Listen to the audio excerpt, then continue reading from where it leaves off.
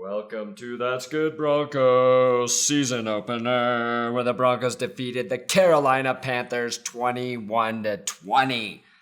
Yeah, my voice hurts because I was at the game and I was screaming a lot. Like a little girl, I was screaming a lot, and now I sound more like a man.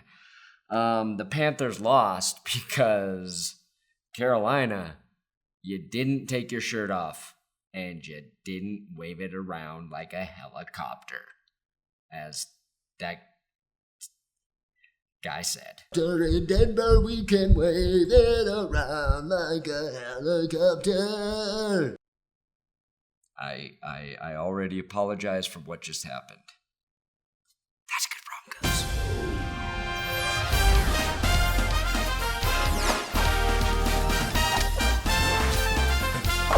All right, like I said, for the full game review tomorrow, you're going to have to go to my new channel, That's Good Broncos. Subscribe there, because that's where I'm going to post it. Now, for the recap.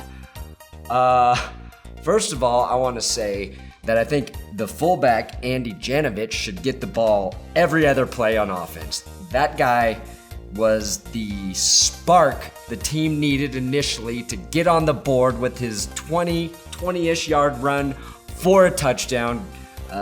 That was what tied the game at 7, all right? In that first half, the Panthers offense seemed to move the ball relatively well. The defense wasn't playing horribly, but they weren't getting the pressure we're typically used to seeing them get.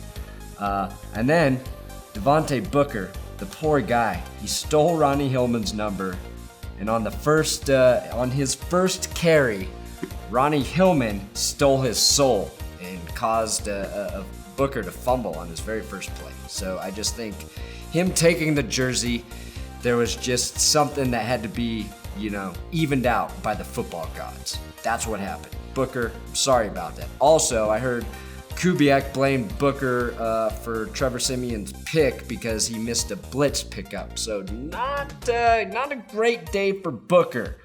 But Siemian, I thought Siemian looked pretty good throughout the game. Of course, he had the one pick that looked like a terrible throw, but if Booker missed a blitz, then maybe it's not all on Siemian. And the other pick that happened in the first half was a amazing play by the Panthers defense. I think that was Coney Ely who tipped the ball. I can't remember. I was there. So I don't get to stop, pause, double check things. So if I have any information wrong, I apologize.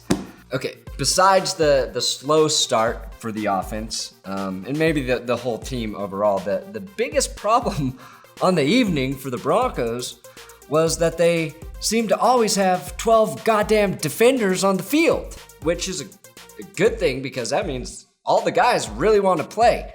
But I believe the Broncos burned through 3 of their timeouts in the first half because they had 12 men on the field. And then they got penalized for having 12 men on the field twice.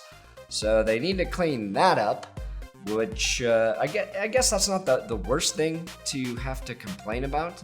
C.J. Anderson looked very good. I'm not sure if he broke 100 yards, but he had 2 touchdowns on the night.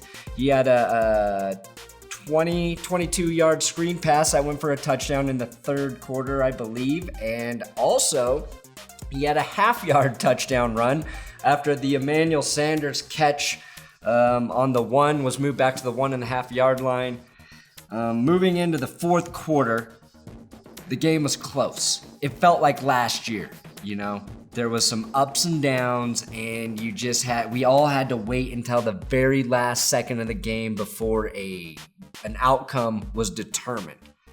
It was a nail biter. Every game last year.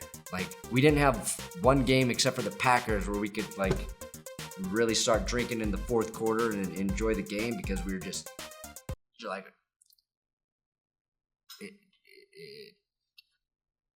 that's my way of saying that it's intense.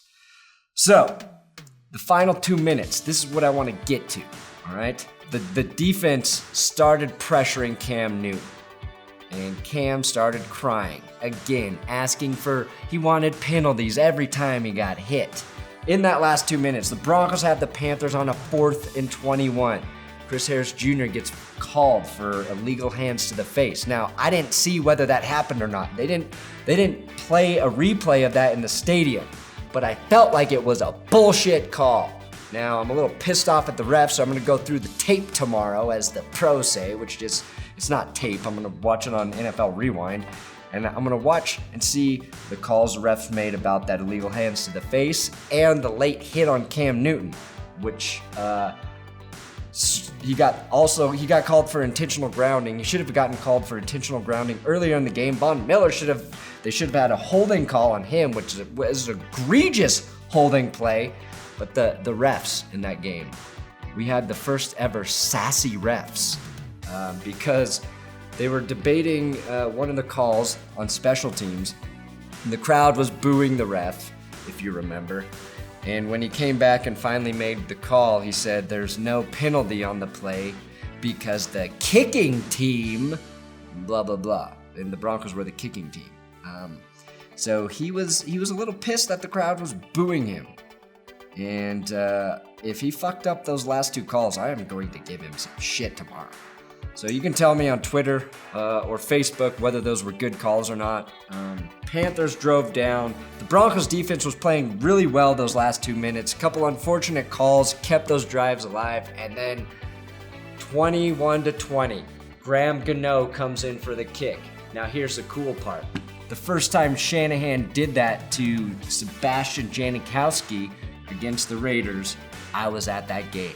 And that was the first year the rule was installed that the coaches could call the timeout.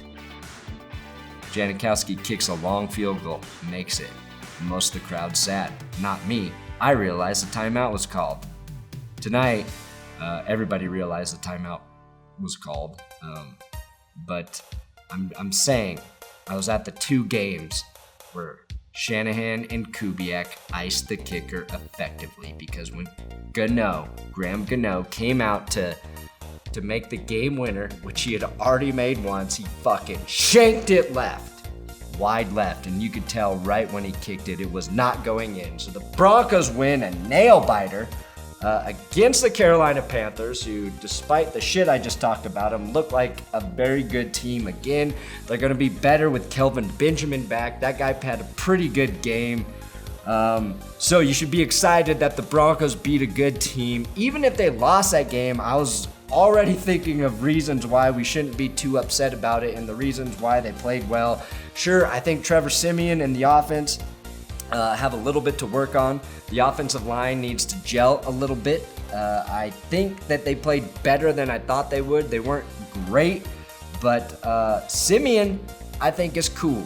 Cool under pressure. He makes pretty damn good throws. He had a couple bad decisions, and I think once he gets a little more comfortable back there, he's going to be a really good quarterback for this team, and the running game looked much better. CJ Anderson may get the Big Dick Player Award. I don't know. I really want to give it to Janovich right now. But Darian Stewart's also in the running. That guy was all over the place, making 100 tackles, maybe. And Todd Davis also. Nice game. That's it. I'm sorry, it's late. My voice is gone.